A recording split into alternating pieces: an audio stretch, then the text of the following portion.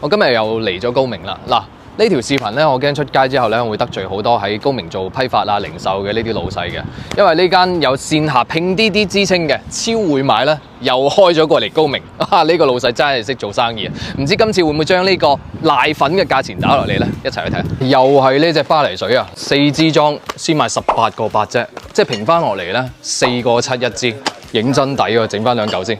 聽講咧呢度嘅商品咧有幾千種嘅喎。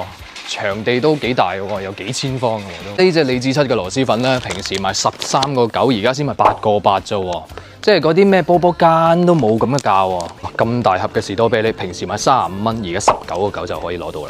景田平時2蚊，而家1蚊。呢個小老闆啊，平時成20蚊一盒啊，而家10個9咋。呢隻象牌嘅梳打水，平時賣6蚊，而家2個6毫6。紅牛咧都係3個9啫喎。仲有呢個星巴克。平時18蚊，呢度係9個9，三得利嘅烏龍茶3個半啫。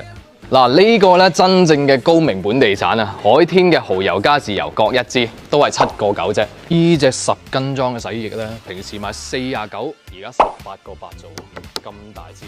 河馬同款嘅6寸嘅榴蓮千層19個9，平時賣100蚊，而家35個9啫喎。哇，近排齋齋地啊，整翻盒翻去潤下佢，唔知會唔會溝死女啦嚇。